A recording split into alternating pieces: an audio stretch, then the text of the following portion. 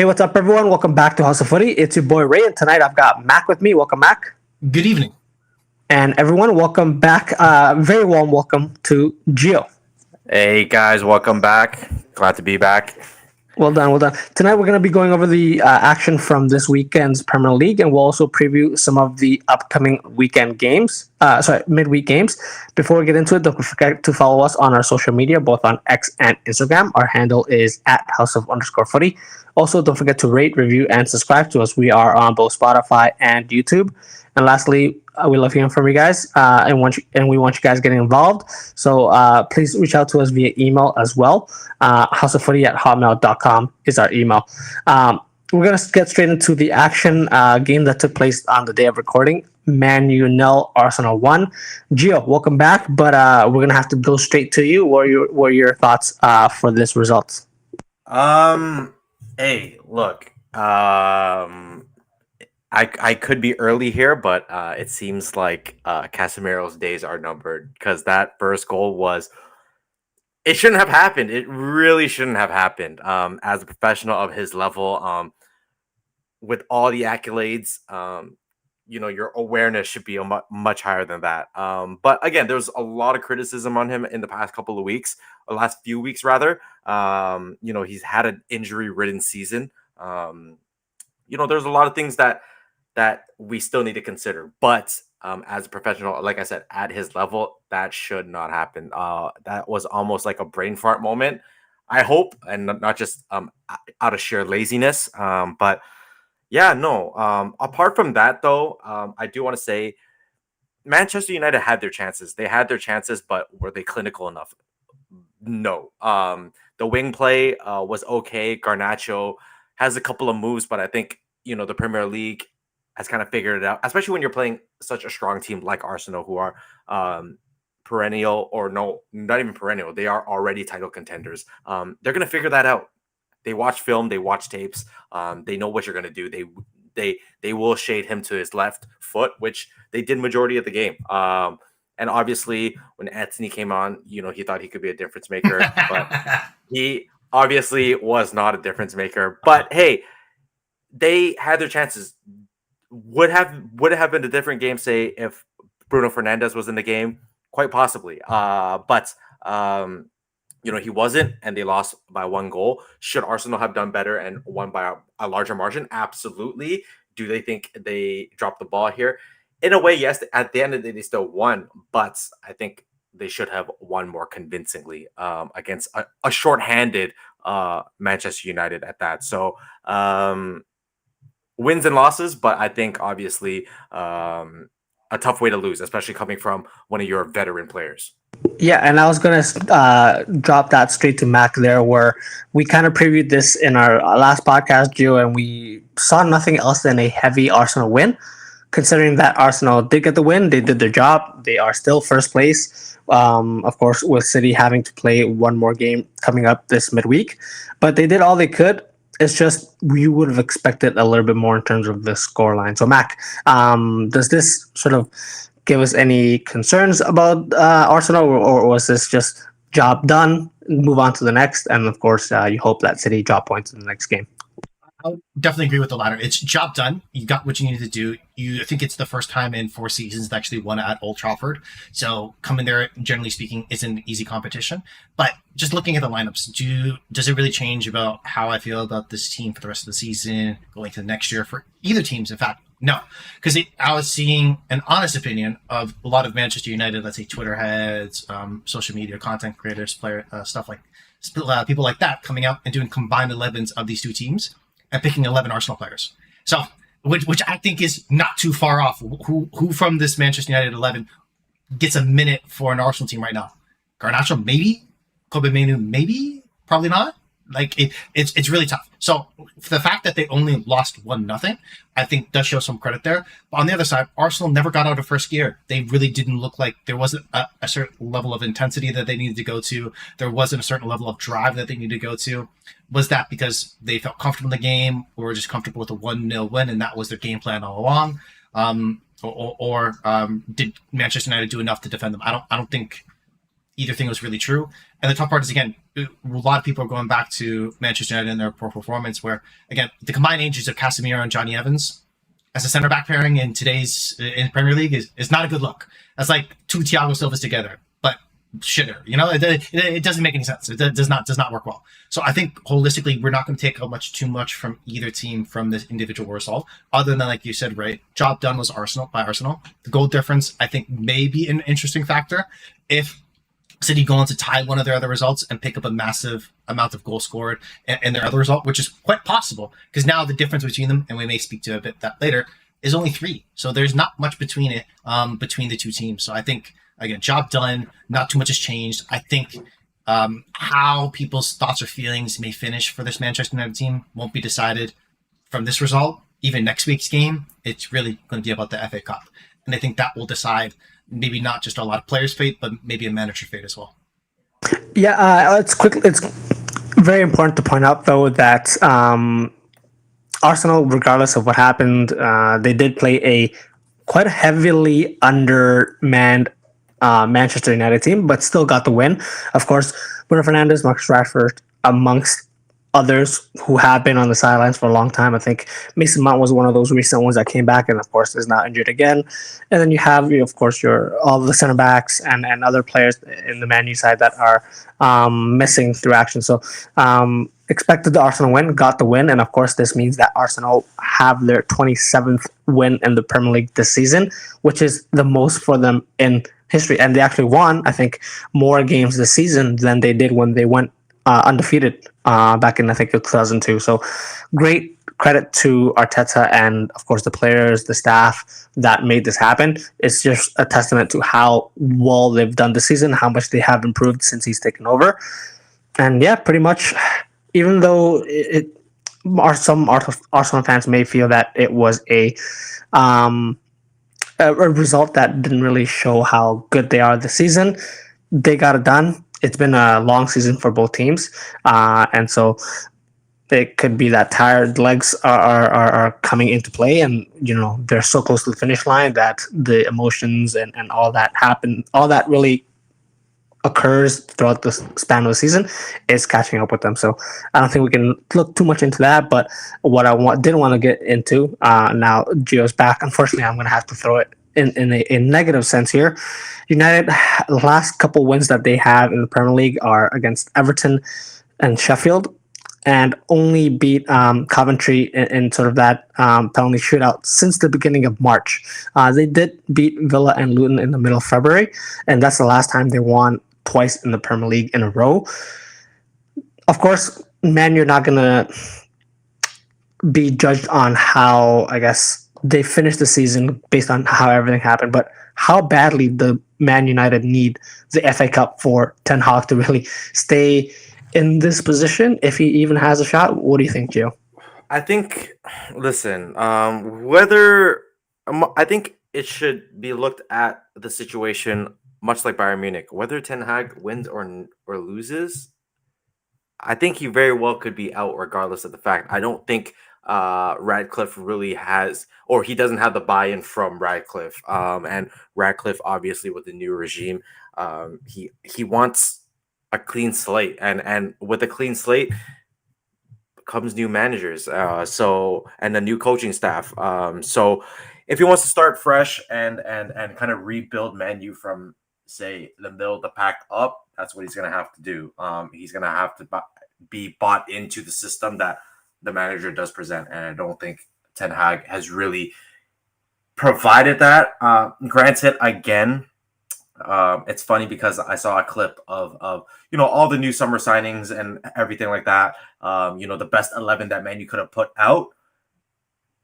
Which on paper is a quite a competitive team, I believe, and I truly do believe that. But we only played with the best 11, or what the internet considered the best 11. A grand total of one time with these 65 injuries. So yes, we do have to take that into account, but it's going to be tough for Ten Hag, even with the FA Cup win, to salvage the season and say, oh yeah, we took advantage of a unconcentrated Man City because they're too concentrated on winning the Premier League title for the fourth time in a row, while we only get a measly FA Cup because they are so unfocused in this competition. So yeah, I don't think the Bayern's there. I think he's gone regardless, just like Thomas Tuchel is at Bayern. It's kind of the same situation there. I just wanted to jump on that with Gio, just because when you talk about the change at the top, you're talking about the CEO has been changed, the CFO has been changed. In terms of the boardroom above Ten Hag, generally the people that would help decide who is the manager at Manchester United, they've all been replaced. So there has been a full reshuffle above everyone above Ten Hag. So the viewpoint of would they want their own guy? Would they want their own kind of manager to believe in? I think that is a big piece of it and what Ratcliffe would want there. The tough part is if he wins the FA Cup, you have 2 finals appearances and back-to-back seasons with titles. And this guarantees European competition. So does that get him at least some way into next year? And maybe they focus on so many restructuring other things, figuring out how to be able to rebuild the stadium, which literally is falling apart. Places like that, things like that, before they deal with the manager, because they've already invested a lot of money in there. So maybe does that give him, maybe like, okay, you know what? Because he's at least on that, we won't fire him yet, right? We'll fire him, but we'll give ourselves more time to figure out other things first. People that might say they should be able to walk and chew gum at the same time, but again, they were really starting from the top down in terms of how they're structuring their leadership. So I could see anything happen. But the one thing is, does lock in. If he doesn't win it, he's gone. The only chance he does have of any staying is if he wins it, and then I feel like then at that point the conversation is at least a little bit open. At least that's my thoughts. Yeah, the injuries that you just called on, Gio, are insane. It definitely doesn't seem like Man U have had a full fit team this season, and I think that's, of course, overlooked with a lot of Man U fans on what they expected, of course, from last season. But and I do agree with you guys.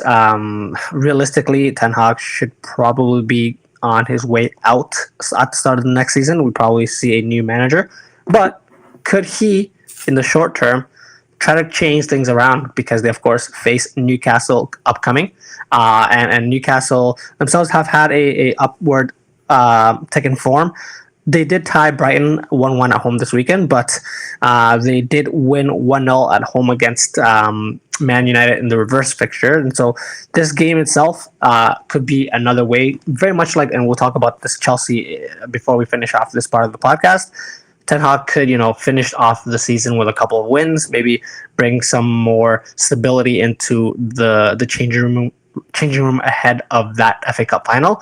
And who knows, if they do win, like Max said, it could that could extend his contract for another 6 months, and who knows what happens after that. So I guess I'll toss it to you first, then Gio. Any predictions on Man U Newcastle, considering that Newcastle have played quite well over the last couple of weeks? They should have as well.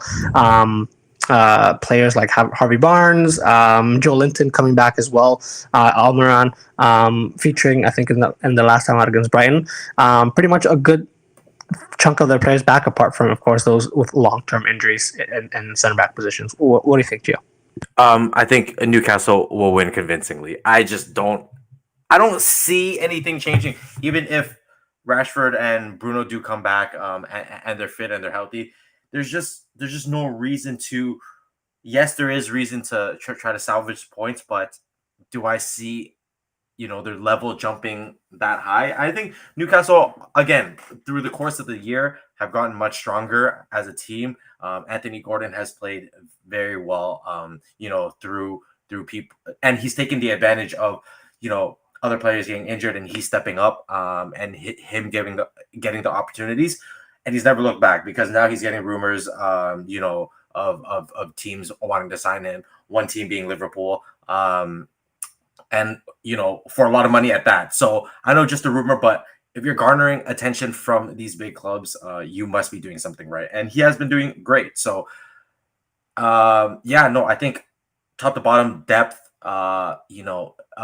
Depth throughout the field, the level of consistency throughout the field, not just in one part where we look at Man U and we look at one player in the midfield or one player up top that's performing to, say, an 8 out of 10. They have plenty of players playing majority of the pitch playing at a 7.8 out of 10, as opposed to Man U, which doesn't balance out at all. So it's going to be a pretty long 90 minutes for Man U.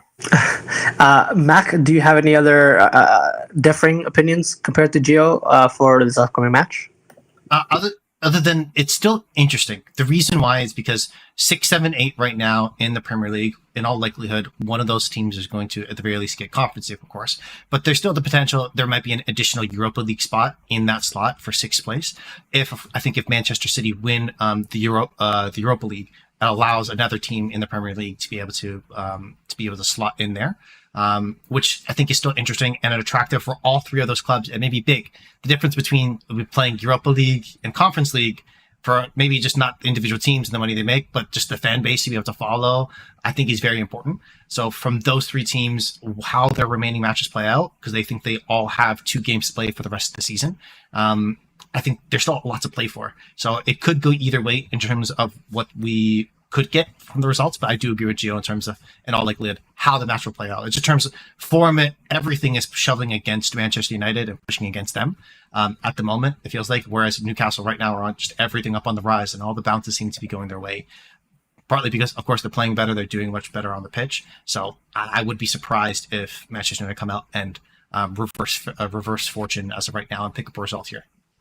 Okay, well, and talking about those potential European spots, Chelsea was in action this past weekend, and they did beat Nottingham Forest 3-2, though they had to come back in to actually win this game in the second half after themselves opening the scoring through none other than Mudryk, a player who has not very often scored this season, but gotta give them credit there. Of course, Bali put the ball in the back of the net, and it felt like this was during COVID times when you had to what's the term when you have to be 6 feet apart from each other? Social distancing. Social distancing. He had that much space in the box to get that free header that it felt like we were still in that. But I'm gonna let Mac cook here because, of course, who goes on to put Nottingham Forest up? None other than former Chelsea player Callum Hudson-Odoi. Mac, I guess any quick thoughts on that, on how the game played out before, of course, Chelsea eventually won it themselves? No, Chelsea needed to win that. If it comes through where Nottingham Forest win this game, kind of pushes Chelsea away from Europa League potential because of Callum Hudson-Odoi, I think their fan base, even though they would feel like, yes, things are going great, we're now above Manchester United, things are great again, that would have just been like another shock. Because weirdly enough, we talk about young players getting adjusted in the Premier League, and taking a look, I'm like, I wonder how old Callum Hudson-Odoi is. He's 23. Do you know who also is a young player trying to figure out their way in the Premier League right now? Mykhailo Mudryk. One of them has scored more goals in the Premier League. And let me give you a hint. It's not the player that plays for Chelsea right now. It's the player that used to play for Chelsea. And I would argue has come on late in terms of these last couple of weeks in terms of performance. He was very much injured at the beginning of the year. And again, there were rumors about him going for 30 million to Bayern Munich. And Chelsea like, no. He's an important player for our future. We'll sell him for 3.5 million to Nottingham Forest instead. And now, look, after coming back from injury, a really egregious one. I think it was an ACL, if I remember correctly, but I know it was a very serious injury of why he was out for so long. If he's coming back around into form and he's the type of player we've seen these last couple of weeks, that's a steal. And that's the type of player, that's the type of talent that keeps you in the Premier League, as well as potentially vaults you up the table. And if he was fully healthy playing like this for the whole season, between him and Morgan Gibbs-White, and hopefully maybe a different striker than Chris Wood that could actually finish against Manchester City, you son of a bitch. Like this is a much better team than they currently are on the table, right? So again, it's a funny twist of fate where your failed projects come back to haunt you and now look more promising than your current failed project. So I love to see him doing well.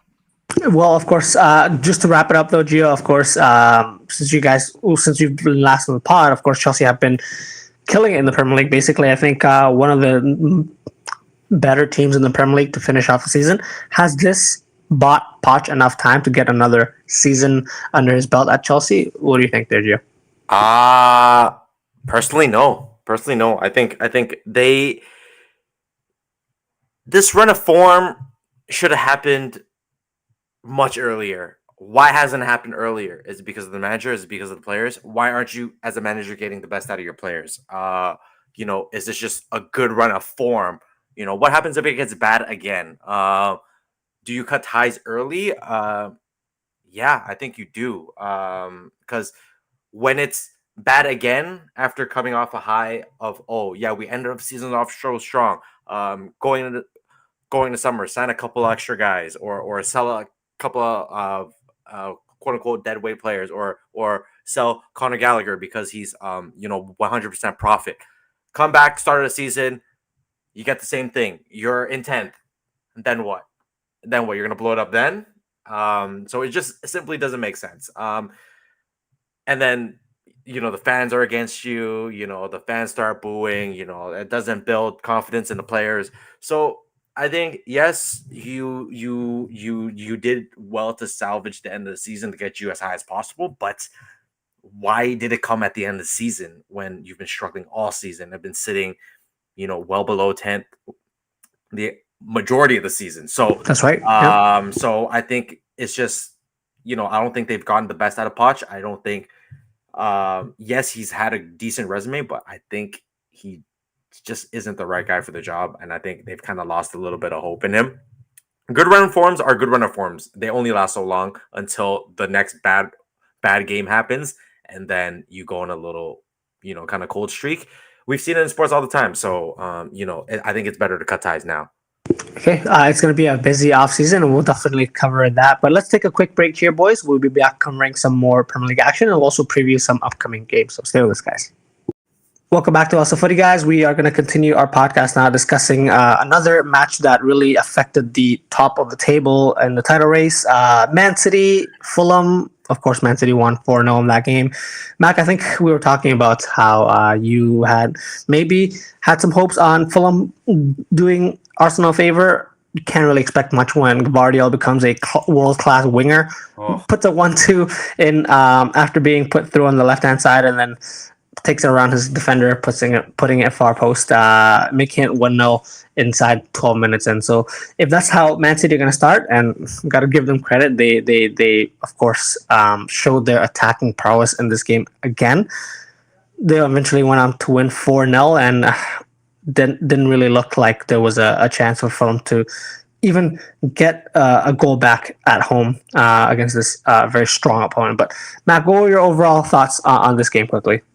It never felt like watching that game for a second that Man City were not going to win it. It just really, from minute one, they felt like they were in absolute control. It was just metronomic in some ways, where it was consistent. They were a consistent threat. They had the chances. They had the opportunities. They were able to take them. Aside from, I think, arguably who had the worst game on the pitch was Erling Haaland, with one of the biggest scuffs of misses he may have in his career, in all honesty, was not even close on that breakaway. So again, stuff like that obviously is going to happen. But when you have other players like Gvardiol being able to step up, you have Phil Foden be able to score with his right foot the way that he did, phenomenal finish, you're going to feel comfortable. And that's what they were. And that's the end result, which no one's really surprised about. I definitely maybe have had a fever dream of Fulham winning that game. But again, it definitely wasn't. There was no sense of reality whatsoever in it.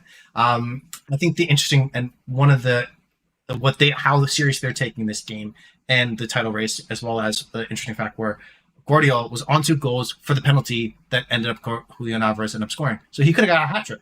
I think in other seasons, he probably takes that penalty because they're so far clear and away and in control of their own destiny.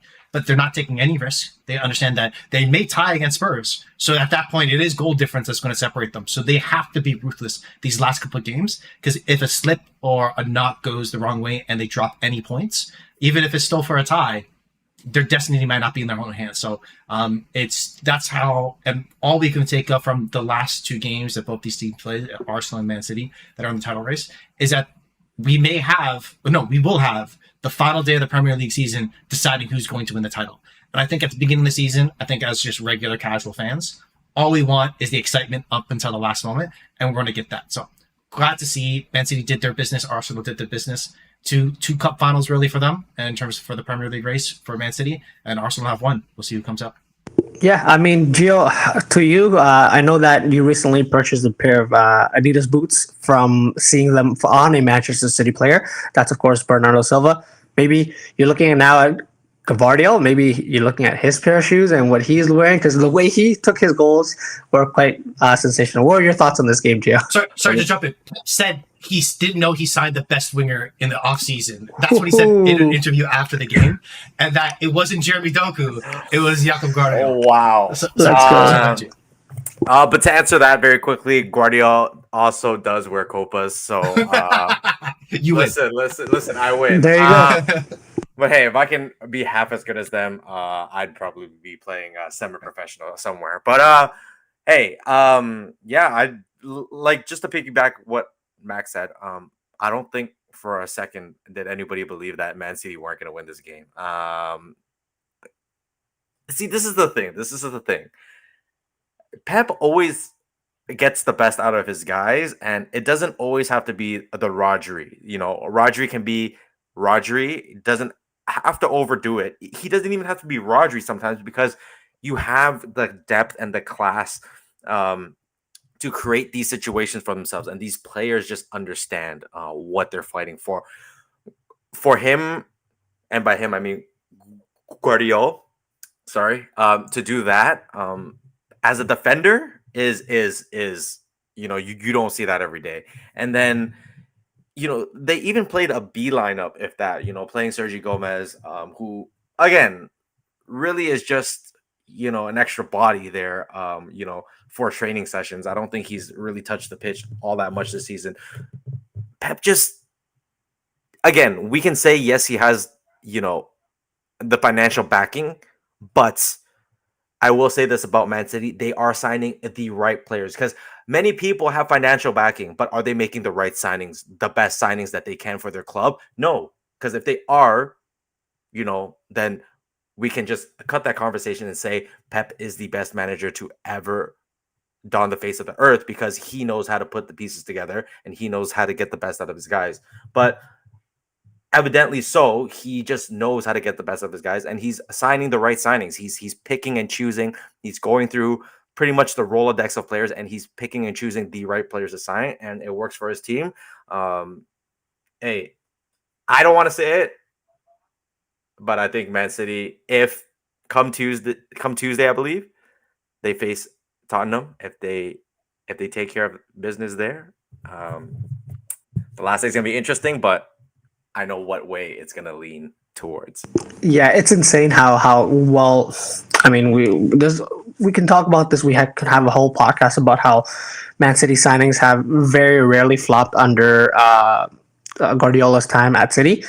But you do have to give him credit at that. The team that we're going to talk about now, of course, is managed by one of his former players, Burnley. They did lose against Spurs 2-1 this past weekend, confirming that they are going to be relegated this season. And maybe in the offseason, the company can get some tips on who to sign and who to recruit for Burnley next season in the championship, so that they can, have a quick turnaround and come back into the Premier League. But of course, they did end up losing that game, even after going up 1-0, after a well-worked goal, really cutting through the middle of the defense and the spine of that Spurs team, which causes some more questions about Spurs. I'll quickly summarize it. 2 goals came from 2 defenders by Spurs, Pedro Porro and Van de Ven, doing a Guardiola impression in the way he finished his goal.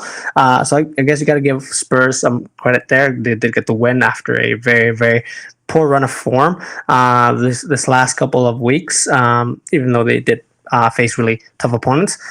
2-1 win, though, where their strikers and forwards didn't really have much involvement. Mac, straight to you in the preview.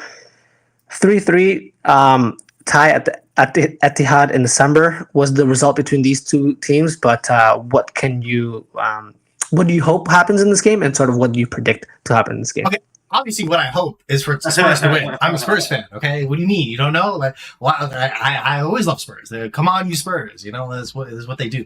Okay, but realistically, what will end up happening is that this game, I think it will go one of 2 directions, and it's either going to be very similar to the matchup that we play, or Man City are going to absolutely murder them. I don't see a pathway for Tottenham to be able to control and dictate tempo, have a massive amount of possession, create a whole host of opportunities that is equivalent to Manchester City.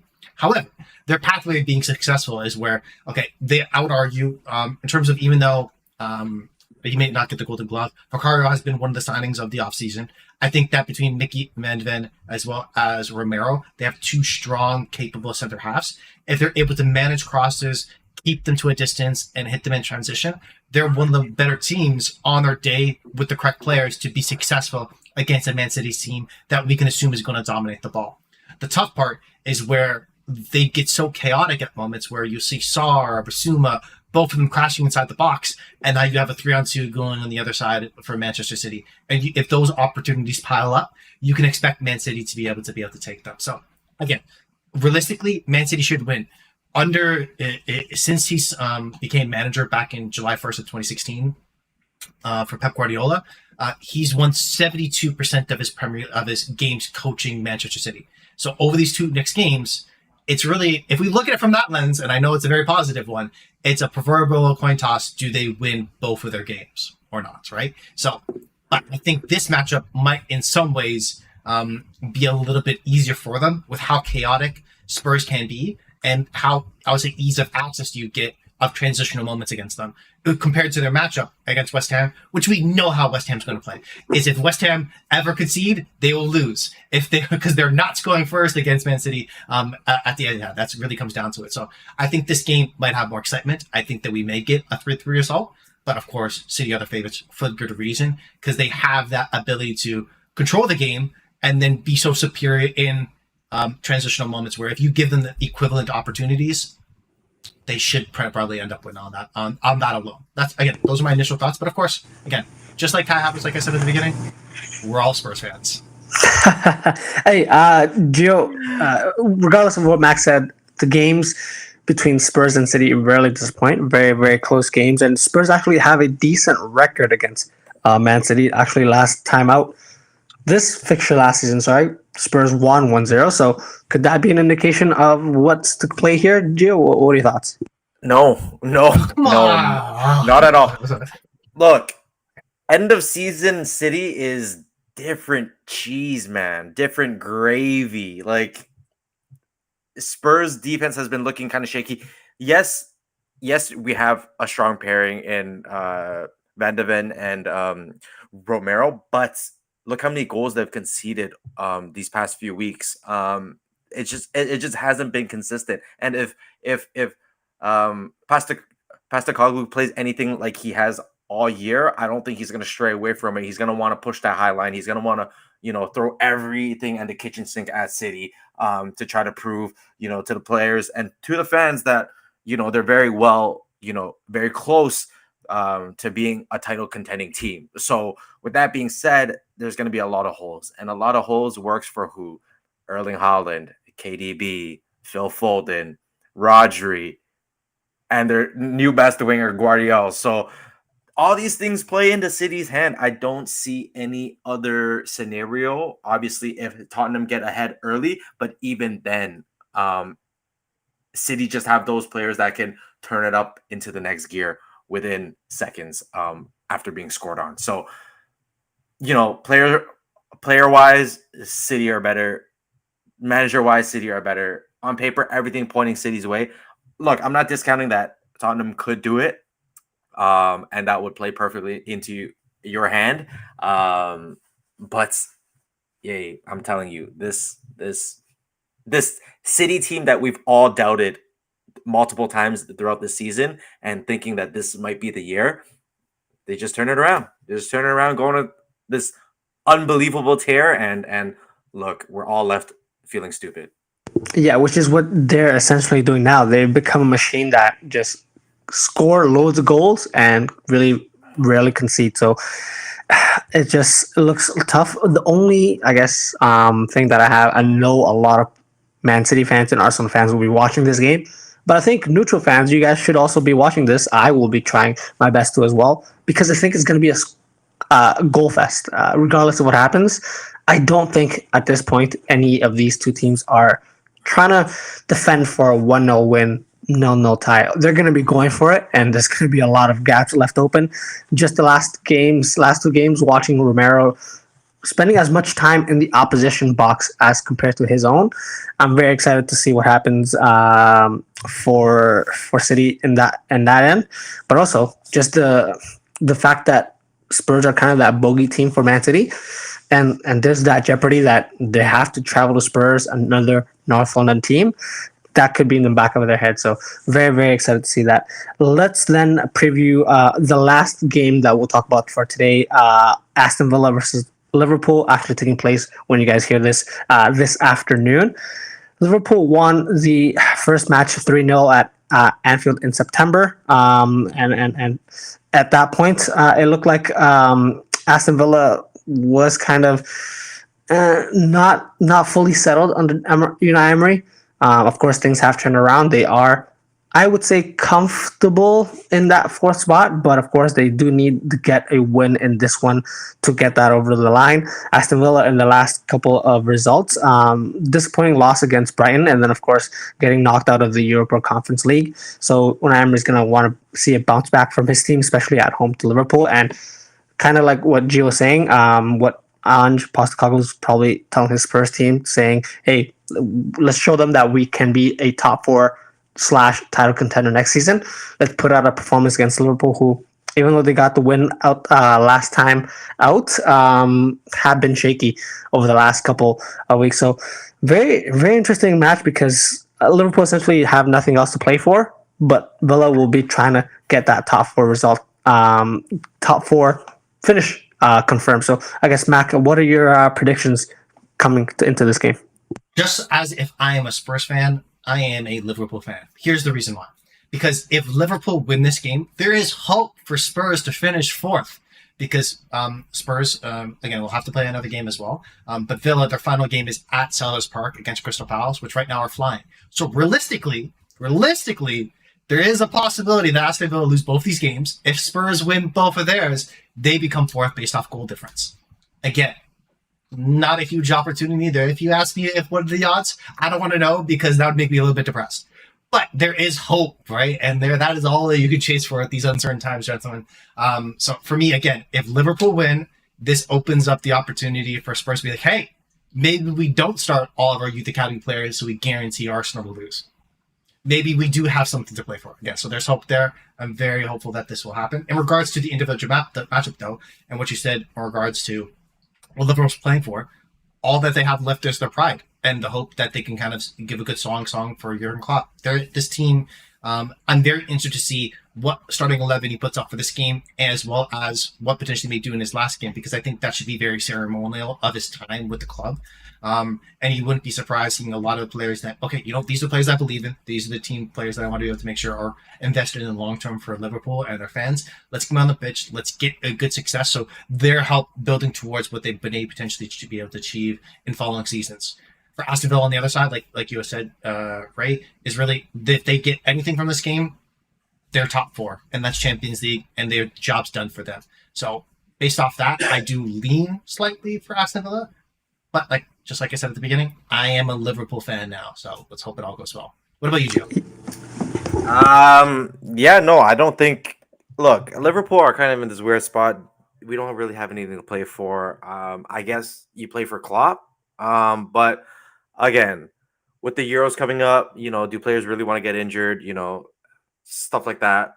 Are they going to put their max effort onto the pitch? So, whether you put them on, whether you put your best team on, again, whoever is on this Liverpool team focusing on the Euros, they're not going to want to get injured. So, are their minds going to be fully into the last two games of the season? I don't think so, which perfectly plays in the hand of, again, Aston Villa, who knows that they can secure a top four spot with points. Because again, they're going to play with a lot of confidence, knowing Tottenham has to play Man City. So, an extra added bonus to the confidence of the boys going out there versus Liverpool. And again, they have everything in the world to prove simply because of, those, they go on a good run. And then decide to lose a big game by a large margin. They just need to end off the season quite strong, which I think United can't get the boys to do. So, again, that was our dark horse team, and for a dark horse team to finish in the top four, I think deserves a pretty good shout. Mac, good job. But no, I think it's actually going to be a very high scoring game. I don't I think agree. Liverpool are really going to bend over and say, "Yeah, why don't you just take all 3 points?" It's just not going to happen. It's not in the Klopp mentality. And at the end of the day, although a lot of players are preparing for the Euros, I think they at the end of the day do want to win and get points for Klopp.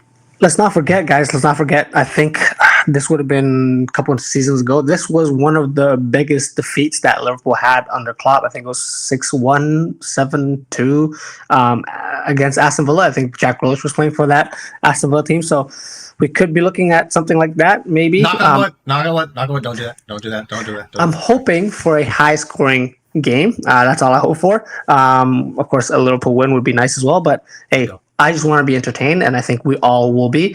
And of course, we'll definitely discuss this in our next podcast. So this concludes our podcast for today, guys. If you guys like what you heard, please like and subscribe to us on our social medias. That's at @house_of_footy. If you have any comments, suggestions, or general banter, get in touch with us via email as well. houseoffooty@hotmail.com is our email. The next time you hear from us will be later this week when we'll be reviewing the midweek games, and we'll also preview the final match day of the Premier League season. Until then, thank you, Matt, for joining us. Peace out. Thank you, Gio. Take care, guys. See you guys soon.